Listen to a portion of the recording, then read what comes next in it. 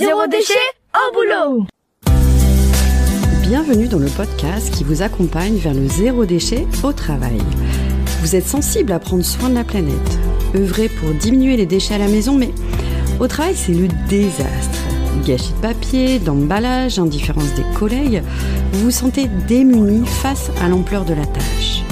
Alors, bonne nouvelle, ce podcast s'adresse à tous ceux qui souhaitent avancer de manière positive et concrète dans une démarche de diminution des déchets en entreprise.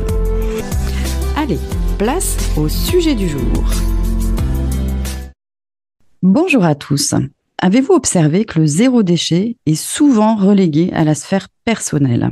J'ai d'ailleurs constaté que la majorité des ressources, livres, blogs, podcasts, évoquent moult gestes pour diminuer les déchets à la maison, mais rarement dans la sphère professionnelle.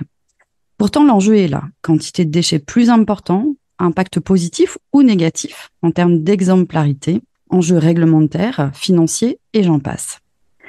C'est en partant de l'intuition que la diminution des déchets peut aussi se faire une place au boulot que mon invité a mené un périple extraordinaire à travers la Bretagne pour aller à la rencontre d'entreprises et collectivités qui agissent sur la problématique déchets.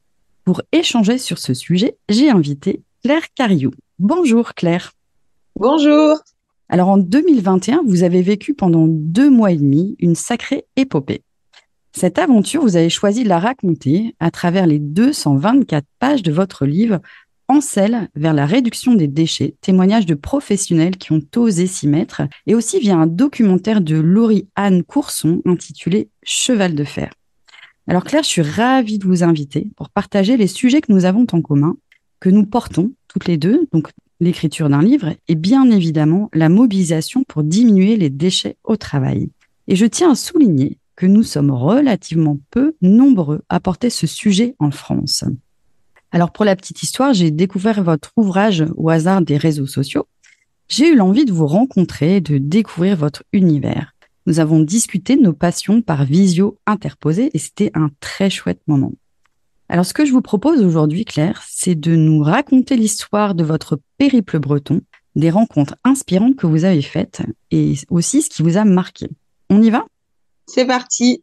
Alors pour démarrer, Claire, pouvez-vous vous présenter en quelques mots ? Oui, donc je suis Claire Cariou, je suis finistérienne, donc je vis tout au bout de la Bretagne, au bout du monde. Je suis passionnée de cuisine et l'alimentation m'a amenée, je pense que c'était ça le point de départ, à découvrir le mode de vie avec le moins de déchets possible. Je suis tombée dans la marmite, j'ai adoré et depuis, je travaille dans ce monde merveilleux de la réduction des déchets à la source. Et voilà, je suis conférencière, animatrice, formatrice et depuis peu, auteure. Alors, revenons à votre projet. Comment vous est venue l'idée de ce projet de Tour de Bretagne à la quête d'initiative zéro déchet ? Alors, je me rends compte que je suis toujours dans l'envie de partager ce que je comprends, ce que je découvre, ce que j'ai appris. Et quand j'ai découvert le mode de vie avec peu de déchets, j'ai eu envie de le partager aussi. Au bout d'un moment, je me suis rendu compte que c'était chez les professionnels qui avaient le plus de déchets. Alors, j'ai eu envie d'aller voir celles et ceux qui ont mis en place des choses pour produire moins de déchets au travail. Et il y avait aussi ces conversations qui revenaient à répétition où dès que j'évoquais la question de la réduction des déchets au travail, dans les commerces divers et variés, on me disait toujours que c'était super mais impossible. Et moi, je me disais qu'il y en avait sûrement qui le faisaient. Donc, j'ai eu envie d'aller les chercher. Je les ai trouvés et j'ai été les rencontrer et j'avoue que j'ai pas été déçue. Alors justement, vous êtes parti plusieurs mois faire le tour de la Bretagne à vélo, parcouru près de 1400 km, logé dans des dizaines d'endroits différents, rencontré plus d'une 40aine de structures inspirantes, dont 33 figurent dans votre livre. Comment avez-vous mis en œuvre un tel projet ? Alors, c'était 4 mois de travail à temps plein en amont du départ. J'hésitais beaucoup à mener le projet. Alors, au tout début, moi, je voulais faire un tour d'Europe. Mais comme c'était en 2021, avec un contexte sanitaire instable, mais j'hésitais. Et j'ai lancé un appel sur les réseaux sociaux pour présenter mon projet de faire un tour de Bretagne et savoir s'il y avait des personnes qui connaissaient des structures qui pouvaient rentrer dans le cadre de mon projet. Et là, j'étais submergée par les réponses et ça a été le top départ du projet. Donc pendant 4 mois, j'ai commencé par éplucher les réponses qu'on m'avait envoyées. J'ai communiqué aussi dans les journaux, ce qui m'a permis d'avoir aussi pas mal de retours. Et j'ai fait des recherches, j'ai contacté réseaux d'entreprises, les collectivités territoriales, les chambres de commerce et d'industrie. Voilà, ça a été 4 mois de travail intense pour recenser ces structures. Une fois que j'avais des noms, j'ai vérifié si ça correspondait vraiment à ce que je cherchais, parce qu'on m'envoyait beaucoup de structures qui facilitaient la réduction des déchets chez les autres. Mais moi, c'était pas ça que je voulais voir. Je voulais voir des structures qui elles-mêmes arrivent à produire moins de déchets dans leur fonctionnement interne quotidien. Donc, une fois que j'avais identifié des structures qui rentraient dans le cadre de ce que je cherchais, je les contactais pour voir si elles étaient d'accord, vérifier déjà que c'était bel et bien leur démarche, et puis leur demander si elles étaient d'accord de me recevoir. Pour quelques-unes, c'était non, on n'a pas le temps, mais la majorité a quand même dit oui. Et à partir de là, ça a dessiné mon itinéraire en fonction des entreprises et des collectivités qui me répondaient oui. Je les passais sur la carte et ça a dessiné mon itinéraire. Et ensuite, pour la partie vélo, comment vous y êtes prise? Ah bah alors là, c'était aussi tout un poème. Moi, je suis pas cycliste, je suis pas très sportive. Je voulais pas le faire à vélo, mais on m'a incité, on a réussi à me convaincre un peu malgré moi. Donc j'ai des copains, des amis qui m'ont proposé de m'aider à m'entraîner parce que je partais de zéro, hein.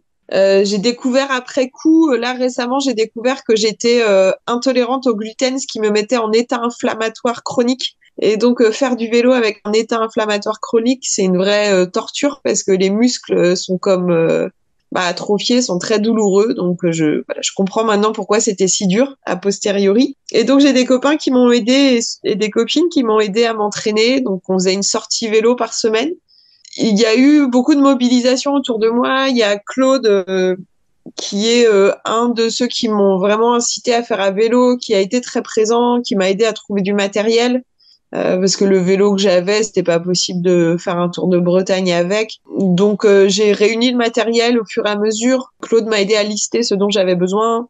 Et puis j'avais contacté Nicolas des Routes de la Transition près de Guingamp, que je connaissais parce qu'il était avant président d'un des groupes Zero Weight. Et je savais qu'il avait monté un atelier vélo. Donc je l'avais contacté juste pour qu'il me donne des conseils sur la partie vélo, et il m'a dit ça fait un vélo sur mesure à partir de récup pour que tu puisses faire ton voyage. Et donc il m'a fabriqué Marc, qui a été mon fidèle destrier pendant ce périple autour de la Bretagne. Et pour les logements? Pour les logements, avec mes messages sur les réseaux sociaux et dans la presse, il y a beaucoup de gens qui m'ont contacté en me disant moi j'habite à tel endroit, si jamais tu passes par là, je peux t'héberger. Donc j'ai pas mal d'inconnus qui m'ont contacté. Donc sur cette fameuse carte de Bretagne que j'avais accrochée dans mon salon, donc je mettais à la fois les structures que j'allais rencontrer, mais aussi les hébergements qu'on me proposait et les copains que j'avais ici et là. Donc j'ai utilisé à la fois mon réseau et puis les inconnus généreux qui m'ont proposé de m'héberger.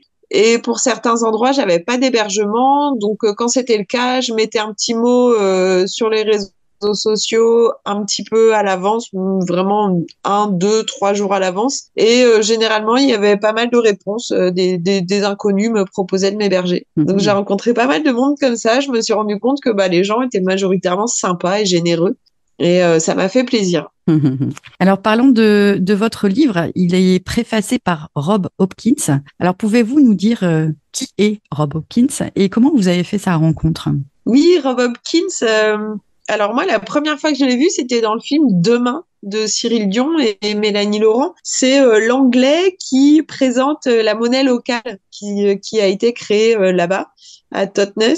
Et la première impression qu'il m'avait faite, c'était d'être quelqu'un qui était enthousiaste, positif, très joyeux et qui faisait un peu de tout un amusement.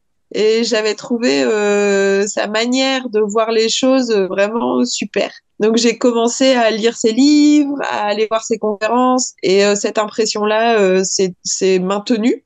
Et je cherchais quelqu'un d'inspirant, quelqu'un qui me plaît pour faire la préface du livre, et j'ai vu qu'il passait à 2 heures de chez moi en conférence. Donc je l'ai contacté à l'avance, je lui ai envoyé un message pour lui demander si je pouvais le rencontrer. Donc ça a marché, j'ai pu le rencontrer avant sa conférence. Je lui ai demandé si j'avais très peu de temps pour lui parler, donc je me suis présentée, je lui ai demandé s'il pouvait écrire ma préface, il m'a répondu qu'il était débordé. Et son interprète français, Xavier Combe, qui assistait à la conversation aussi, était très intéressé par le sujet, lui aussi. Et je lui ai demandé si quand même, est-ce que je pouvais pas lui envoyer un petit extrait à Xavier Combe pour qu'il regarde, donc, au moins me donner des conseils, me dire ce qu'ils en pensent, un retour. Et puis il m'a rappelé 2 mois après en me disant qu'il avait lu l'extrait, qu'il avait trouvé ça génial, qu'il en avait parlé à Rob et qu'ils étaient OK tous les deux de me faire la préface. Donc petite danse de la joie ce jour-là. Carrément. Chouette. Alors, votre voyage, le Trobriz, j'espère que je prononce bien, a été filmé par Laurie-Anne Corson et s'est transformé en documentaire intitulé Cheval de fer. Pouvez-vous nous en toucher quelques mots sur ce documentaire? Oui. Alors, pour commencer, le titre Cheval de fer, en breton, vélo se dit Mahuarm, qui veut dire littéralement cheval de fer. Donc, d'où le titre. Comme je vous disais, des amis m'avaient fortement incité à le faire à vélo. Dans ces amis, il y avait Claude, que j'ai nommé le coach et qui m'a aidé à m'entraîner pour toute la partie technique du vélo. Et il y avait Lauriane Courson, qui est réalisatrice et qui m'a dit, écoute, si tu le fais à vélo, je tourne un documentaire. Et comme moi, mon objectif, c'est que les professionnels que j'allais rencontrer soient vus, j'ai accepté.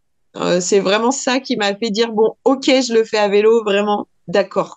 Et donc, elle a fait partie du groupe d'entraînement. Donc, elle était là avec sa caméra ou pas, en fonction des jours. Elle a suivi toute la préparation de mon voyage. Donc, elle venait régulièrement filmer mes phases de travail, mes phases d'entraînement à vélo. Et quand je suis partie, évidemment, elle était là au départ. Elle m'a rejointe quelques fois sur le parcours, soit à vélo, soit en voiture pour me filmer.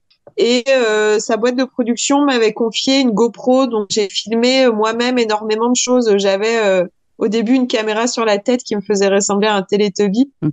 Et puis parfois elle était sur mon guidon. Enfin bref, j'avais une GoPro, donc j'ai filmé énormément de choses moi-même. Et ensuite Lauriane récupérait toutes les vidéos. Et donc on a mais des heures et des heures de films. Elle a réussi à en tirer un documentaire qui résume assez bien le périple.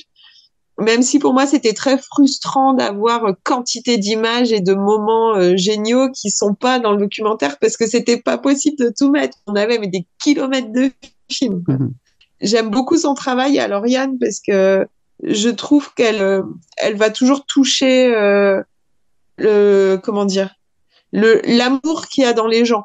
Il y a vraiment beaucoup d'amour dans son travail et ça se ressent dans ses documentaires parce que les personnages sont vraiment un peu mis à nu, mais ça n'a rien de voyeur. C'est mis à nu dans le sens dépouillé du superflu et on va toucher directement à l'essence de la personne. Et ouais, j'aime beaucoup son travail. J'étais vraiment honorée qu'elle me propose de tourner un documentaire. Je ne pouvais qu'accepter.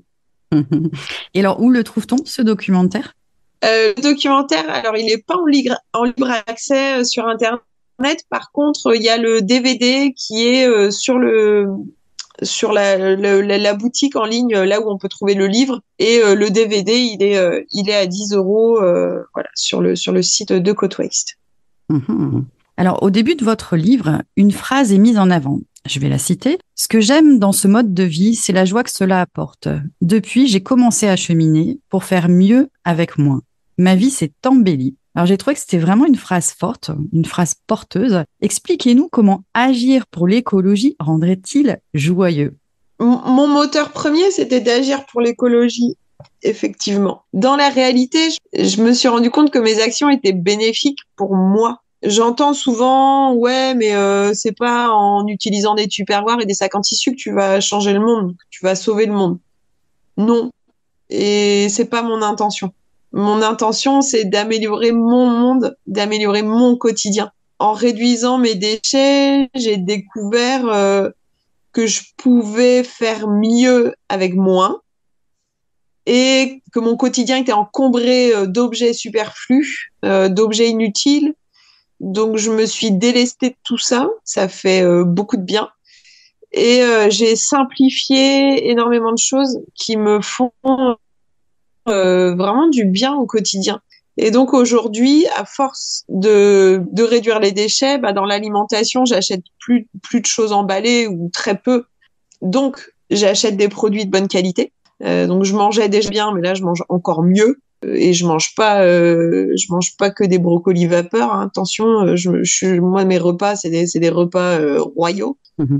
Et puis aussi, dans tous les produits qui m'entourent, que ça soit, j'ai supprimé tout ce qui était toxique, tout ce qui était... j'ai simplifié au maximum. Et donc, je l'ai fait progressivement, sans mettre de la pression, sans essayer de tout faire d'un coup, sans me fixer d'objectifs. Comme j'ai pas d'objectif et que j'ai pas de pression, à chaque fois que je décide de m'attaquer à un déchet et que j'arrive à trouver une solution, et c'est satisfaisant. Ça me fait plaisir. Et puis si ça s'avère pas pratique, c'est pas grave, je change. Mais à chaque fois que j'arrive à modifier quelque chose, ça me fait plaisir parce que je trouve que ça a du sens. Par exemple, ma manière de faire la vaisselle, j'ai une brosse, j'ai un savon solide qui est de bonne qualité, que j'achète sans emballage. Je sais pas, ça me fait plaisir d'utiliser ça parce que j'utilise assez peu d'eau pour faire la vaisselle. Au final, ça m'ouvre aussi sur plein de choses. Ça m'ouvre sur plein d'autres domaines. Et donc, j'utilise peu d'eau, ma vaisselle est hyper propre, j'ai pas de produits toxiques, je sais que je rejette rien de dommageable dans les eaux. Je sais pas, ça me fait plaisir en fait de fonctionner avec des manières qui ont du sens. Et c'est un chemin. Je vais continuer. Là, je me suis attaquée aux déchets. Je les ai drastiquement réduits, mais sans même fournir d'efforts, hein, parce que je l'ai fait au fil des années. Mais comme je disais, ça m'a ouverte aussi à plein d'autres choses. Donc là, je suis en train de voir pour faire de la récupération d'eau chez moi. J'essaie de diminuer mes consommations d'énergie, mais parce que ça me fait plaisir, quoi. Je me mets pas dans l'inconfort, donc je me mets pas dans la contrainte, mais j'avance petit à petit, et ouais, ça me fait plaisir. Ça me vraiment, j'ai aussi gagné en connaissance. J'ai appris plein de choses. J'ai appris à faire des choses.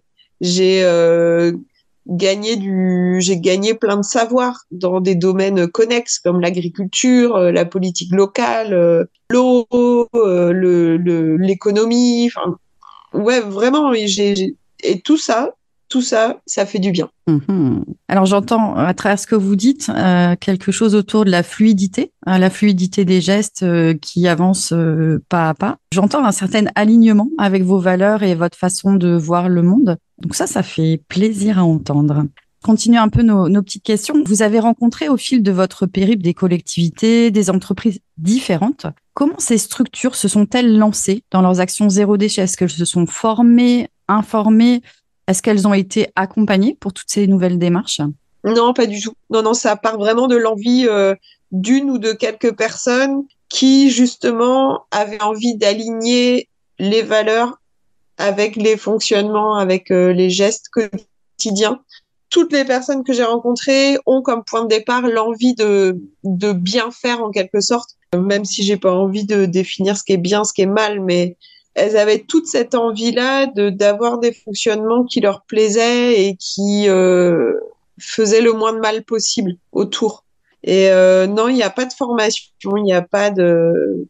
Parfois, même au contraire, elles ont été formées à l'inverse. Par exemple, la fleuriste que j'ai rencontrée, elle a été formée à utiliser du plastique en veux-tu, en voilà, et des mousses florales dégueu là, les trucs qui s'effritent là, les trucs verts là. Elle a été formée à utiliser que du jetable pour faire des événements, des décos. Elle a choisi de faire autrement. Les médecins, c'est pareil. J'ai rencontré des médecins généralistes à l'hôpital. Elles sont formées, elles ont été formées, et tous les médecins sont formés comme ça, à utiliser tout en jetable. Et donc, en plus, dans la plupart des formations de métier, on leur apprend à faire avec du tout jetable et avec des produits toxiques. Donc, non, c'est vraiment juste du bon sens.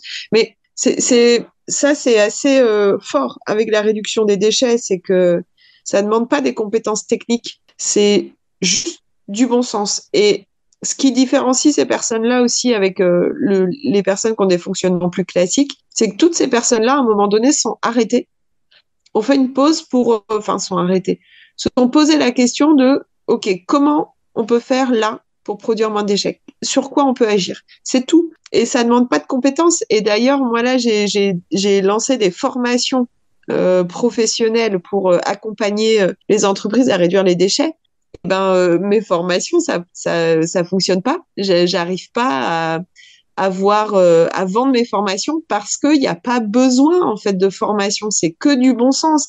Soit on a envie et dans ces cas-là, ça se fait tout seul, soit on n'a pas envie. Ça, je l'ai compris après. Est-ce que vous pouvez nous raconter quelques initiatives qui vous ont le plus marqué au cours de votre voyage? Cette fleuriste, par exemple, donc Tiffaine Turluche, des bottes d'anémone. Avant de prendre contact avec elle, j'avais jamais réfléchi au fait que les fleurs, c'est comme les légumes. C'est-à-dire que soit on peut les acheter qui viennent d'un autre pays, qu'on fait je ne sais pas combien de kilomètres avant d'arriver, qui sont hors saison, qui sont cultivés dans des conditions délétères tant du point de vue environnemental que social et économique, soit on peut les consommer bio, local, de saison. J'avais jamais pensé à ça. Je n'avais jamais considéré que les fleurs c'était, alors que c'est logique, une fois qu'on le sait, bah oui, évidemment, bien sûr, c'est très logique. Mais j'avais jamais pensé à ça avant de la rencontrer. Donc déjà, là, ça m'a ouverte à quelque chose. Et quand j'ai été la rencontrer, ouais, c'était magique parce que c'est une jeune femme à qui on a dit que c'était pas possible de faire des fleurs qui viennent pas du Kenya, des Pays-Bas et qui sont pas cultivées dans des conditions atroces et qui arrivent par avion. On lui a dit que c'était pas possible de faire autrement. Et elle a dit ah ouais, c'est pas possible. Et ben c'est ce qu'on va voir. Et donc elle a réussi à créer une autre manière enfin elle et d'autres, hein, elle est pas la seule en France à fonctionner comme ça, mais elle a réussi à être fleuriste d'une autre manière. Et donc, elle fait d'ailleurs partie du collectif de la fleur française parce que, en effet, elle n'est pas toute seule. Il et elle sont de plus en plus nombreux à proposer ça. D'ailleurs, depuis là, récemment cette année, chez moi, là, dans la commune d'à côté, quelqu'un s'est installé en ferme florale et propose des fleurs bio locales de saison. Donc, ça se développe, hurrah! Et alors, sur les déchets, qu'est-ce qu'elle a mis en place, cette fleuriste, par exemple?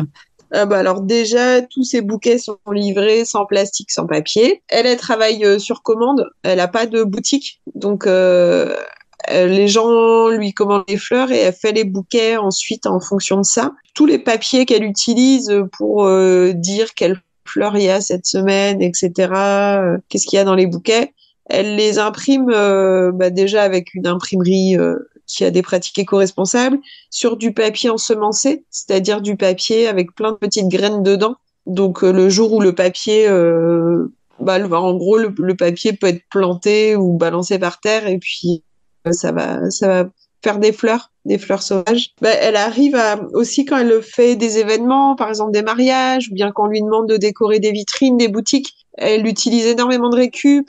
Elle a des structures durables. Elle s'est équipée en structures durables avec des seaux dans lesquels elle met fleurs. Donc il n'y a pas de scotch, pas de plastique, pas de matériel jetable, pas de mousse. Elle utilise beaucoup de déco végétale. Elle fait sécher des fleurs. Elle va les utiliser après en déco. Vraiment, elle est dans une démarche au maximum, tout en réutilisable et durable. Vraiment. Et c'est depuis que je l'ai vue, elle a monté une ferme florale. Son entreprise s'est développée. Elles sont plusieurs maintenant. Elles sont 4 ou 5 dans l'entreprise alors qu'elle était toute seule, moi, quand je l'ai rencontrée. Donc ça montre que c'est possible et que c'est bénéfique. Et ce que j'entends, c'est qu'au-delà de son projet initial, elle a pu le déployer. Enfin, forte de ses valeurs de créer une fleur française et locale, elle a pu finalement déployer son projet au niveau économique, voilà, pour justement créer sa propre ferme de de culture de plantes. Est-ce qu'il y a un autre exemple que vous avez en tête? Mais en fait, j'en ai plein. J'en ai plein. Là, j'en ai plein. Du coup, je sais même pas lequel choisir. Mais oui, par exemple, un hôtel-restaurant que j'ai vu du côté de Saint-Brieuc, j'ai vu Richard Boson, qui est le co-gérant avec sa femme, Evelyne. Eux, par exemple, ils ont commencé par supprimer toutes les bouteilles plastiques dans l'hôtel-restaurant. Donc, toutes les boissons sont en bouteilles consignées, en bouteilles de verre. Voilà, il n'y a plus du tout de bouteilles plastiques. Ils ont modifié aussi la manière de faire le ménage dans les chambres et dans les salles de bain. Donc, les douches sont nettoyées avec du vinaigre. Avant, c'était avec des pchites chimiques classiques. Là, maintenant, c'est avec du vinaigre qui nécessite moins de rinçage. Donc, il y a 3 fois moins d'eau qui est utilisée pour rincer les parois de douche qui sont transparentes, là, avec le vinaigre. Et c'est fait maintenant avec des éponges lavables et durables. Donc, c'est des éponges qui durent en moyenne 1 an et demi au lieu de 1 mois pour les éponges qu'ils avaient avant et qui renvoient après à l'entreprise qui va les recycler. Et les personnes qui font le ménage ont gagné en confort parce que au niveau des mains, au niveau de la respiration, des poumons, le fait d'utiliser du vinaigre, c'est beaucoup moins agressif que des produits chimiques. Et donc, elles passent moins de temps, elles utilisent moins d'eau, elles ont plus les problèmes respiratoires qu'elles pouvaient avoir. Je dis elles parce que ce sont principalement des femmes. Et dans le restaurant aussi, c'est un maximum de produits locaux. Alors, c'est pas tout en local. Il y a encore des déchets, hein. D'ailleurs, tous les endroits que je vois et chez moi, c'est pareil. Il y a encore des déchets, mais c'est réduit. C'est ça qui compte, c'est de réduire. C'est pas de tout supprimer parce que certains disent ouais, mais t'as pas tout supprimé, c'est nul. Qui a dit qu'il fallait tout supprimer? Enfin, c'est déjà, au lieu de dire il reste ça, c'est pas bien, disons ça c'est déjà supprimé, c'est super, quoi. Les gens eux-mêmes culpabilisent de dire ouais, j'arrive pas à tout faire. Bien sûr que non, on n'arrive pas à tout faire, mais félicitons-nous déjà du chemin parcouru. Et donc dans cet hôtel-là, voilà, dans cet hôtel-resto, il y a aussi donc un maximum de produits locaux en cuisine. Un minimum de produits emballés, même s'il en reste. Sur les tables, il n'y a pas de dosette de sel, de sucre, de poivre, de ketchup, de moutarde. C'est une salière, une poivrière, un pot de sucre, un pot de moutarde, comme on a toujours fait en fait et comme on peut très bien faire. C'est des serviettes en tissu, comme il y a un hôtel qui va avec, ils ont déjà un service de blanchisserie, donc avoir des serviettes en tissu pour le resto, c'est simple. Là où ça va être plus compliqué quand il n'y a pas d'hôtel à coller, qu'il faut faire appel à un service de blanchisserie ou bien tout laver soi-même, là oui c'est plus complexe, mais pour un hôtel c'est faisable. C'est chouette. Et selon vous, c'est quoi le super secret ou les super secrets de ces hommes et de ces femmes exemplaires pour réussir leur démarche zéro déchet? Juste de se poser la question de comment je peux faire pour réduire. C'est vraiment ça, parce que ma grande surprise, c'est que tout ce que j'ai vu mis en œuvre, c'était que des choses simples. Alors ça, je m'y attendais pas. C'était uniquement des astuces simples à mettre en place. C'est tout. Et c'est pour ça que je dis, en fait, les formations, au final, ça n'a pas pris parce que ça ne demande pas de technicité de réduire les déchets. Ça demande juste d'avoir envie de le faire et de se poser la question. Comment je peux réduire? Et là, tout de suite, on trouve des solutions. Tout de suite. Et donc, voilà, leur secret, c'est ça. C'est juste d'avoir envie de le faire et d'avoir décidé de le faire. Et aussi d'accepter que ça soit pas parfait. Alors ça, c'est pas évident pour tout le monde, hein. Certains me disaient, ouais, mon effort, ma plus grande difficulté, c'est de pas culpabiliser, de pas faire encore mieux. Parce que toutes les démarches que j'ai vues sont imparfaites. Toutes les structures que j'ai vues ont une piste d'amélioration, systématiquement. Et ça, c'est normal. Et il faut accepter ça, que c'est progressif et que c'est imparfait. Et puis j'imagine, elles ont choisi de dépenser du temps pour travailler à ces sujets-là. Est-ce que c'était des travaux individuels, des travaux collectifs? Est-ce qu'elles sont allées chercher des partenaires? Alors ça dépend vraiment des structures que j'ai vues. Dans la grande majorité, c'est impulsé en interne et tout est fait en interne. Que ça soit des structures où il y a une personne qui travaille, 2, 15, 20, 50. Mais là où ils ont le plus de plaisir à faire et là où les démarches sont bénéfiques et tenables, c'est quand l'environnement professionnel est impliqué.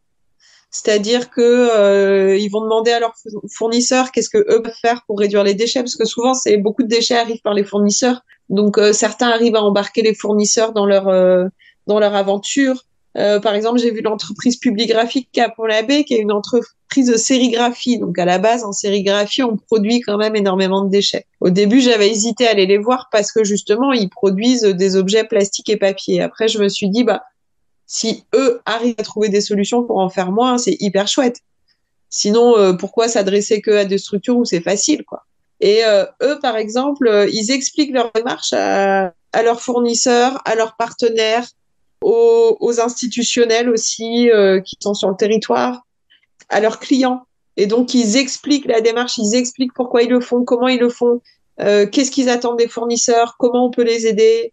Ils proposent à leurs clients de participer à la démarche sans l'imposer. Et c'est cette communication dans leur réseau professionnel qui fait que ça devient, que ça prend de l'ampleur et que ça crée de la cohésion entre les partenaires. J'ai vu aussi, par exemple, Marion Juel de la pâtisserie 16h30 à Rennes.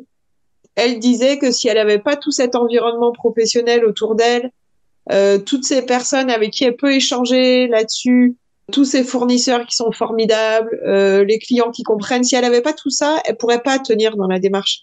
Et donc, c'est important d'en parler aux fournisseurs, aux clients et aux partenaires. C'est très important. Est-ce que vous avez constaté un peu, à l'image de la fleuriste tout à l'heure qui a finalement déployé son projet, créé des emplois, d'autres effets qui se coulent, c'est-à-dire d'autres effets bénéfiques pour les structures à se lancer dans cette démarche-là? Oui, par exemple, l'entreprise Arbre et Paysage qui est à Belle-Île, donc une île du Morbihan. Sur les îles, c'est particulièrement complexe, la question des déchets. Alors, j'ai rencontré Jean-Gabriel Guillon, qui est paysagiste. Quand je l'ai vu, il avait commencé, ça faisait 7 ans qu'il avait lancé son entreprise, il était tout seul. Et lui a une manière de faire du paysagisme qui l'amène à ne rien envoyer en déchetterie. Il envoie rien. Donc, c'est-à-dire qu'il fait de l'entretien de jardin, l'entretien d'arbres, l'entretien d'espaces naturels, la création d'espaces naturels. Il n'envoie rien déchetterie.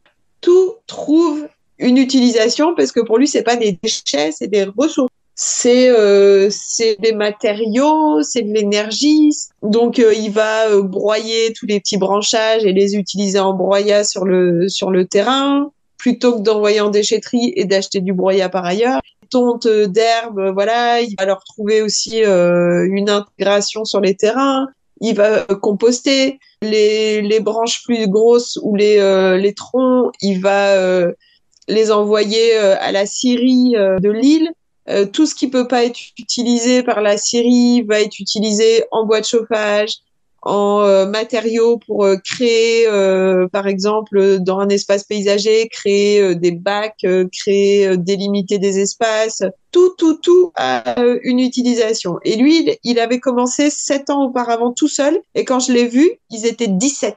Donc là, si on me dit que c'est pas valable économiquement, je rigole. Donc, vraisemblablement, pour plusieurs projets, ça a été du déploiement, de la création de l'emploi, peut-être un avantage concurrentiel finalement de cette entreprise Espace Vert qui va jusqu'au bout sur la réduction des déchets. Ouais. Ça a été constaté auprès d'autres structures? Oui, et pour d'autres, ça va, notamment en restauration, ça va demander un effort.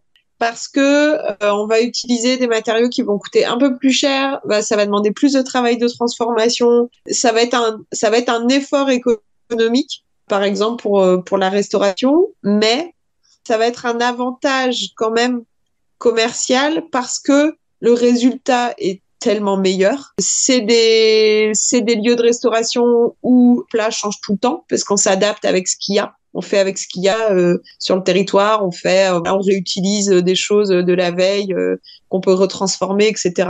Donc, c'est des endroits où les clients peuvent revenir souvent parce que ça va pas être la même chose au menu et où le goût est juste inégalable avec des produits industriels. Et donc, ça va leur demander plus de temps, plus de tracas et ça va leur coûter un peu plus cher, mais généralement, c'est des restos qui sont pleins. C'est des endroits qui tournent, qui marchent bien parce qu'il y a une grande qualité, quoi. Alors, dernière question. Si vous aviez une baguette magique, quel serait l'impact de votre livre, de votre projet, donc pour vous-même et pour la planète? Ma question, c'est que vous souhaitez avec votre livre? Alors, bien sûr, au-delà des ventes, comment vous aimeriez que votre projet impacte autour de vous et puis même vous-même? Alors moi, ce que j'aimerais, c'est que à la lecture de ce livre, des gens se disent ah bah tiens, je vais essayer de mettre des choses en place au travail. Moi, c'est pour ça que j'ai écrit le livre.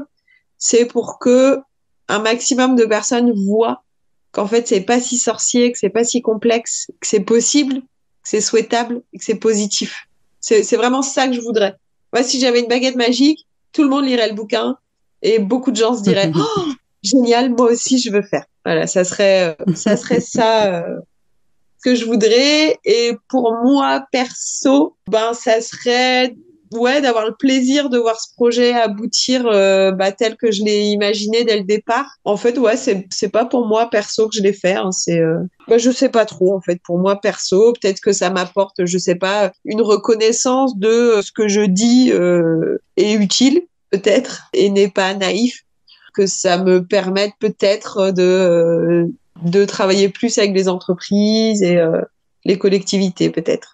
En tout cas, ce livre est un joli message d'espoir qui donne envie. Alors, pour conclure, Claire, je me suis bien sûr procuré votre ouvrage et j'ai été très séduite par le format. Votre livre est beau, tel un carnet de voyage avec beaucoup de couleurs, de photos entrecoupées des témoignages des professionnels et qui ont fait notamment les efforts sur la réduction des déchets. Personnellement, ça m'a donné un shoot de bonnes énergies, d'idées simples et inspirantes. Aussi, vous avez une jolie plume, Claire, j'ai beaucoup aimé. J'ai suivi votre périple avec fébrilité, à tel point que j'avais envie de pousser votre vélo, tant on sent l'effort sportif ambitieux. Alors, en tout cas, bravo pour ce joli projet. Claire, je vous souhaite plein de ventes et que votre livre se déploie un peu partout. D'ailleurs, vous pouvez acheter le livre En selle vers la réduction des déchets, témoignages de professionnels qui ont osé s'y mettre sur le site de l'asso Côte Waste. Il est proposé au tarif de 29 €. Vous retrouvez toutes les informations dans le descriptif de l'épisode, autant pour le livre que pour le documentaire. Merci Claire pour cet échange très plaisant. Merci beaucoup, merci pour ces discussions et cet espace de parole. Merci. Avec grand plaisir. Alors, je vous souhaite plein de réussite pour votre future tournée de la promotion du livre et aussi pour vos futurs projets. Au plaisir. Merci pour votre écoute. Je suis Sophie Free. Dans la vie, je travaille pour sensibiliser au développement durable et je parle notamment du zéro déchet. Pour cela, je propose des ateliers, des conférences, des formations professionnalisantes, un blog, Sophie au naturel, et je suis aussi auteure de livres sur le sujet. Retrouvez toutes mes informations sur le site sophie-o-naturel.fr. Au plaisir!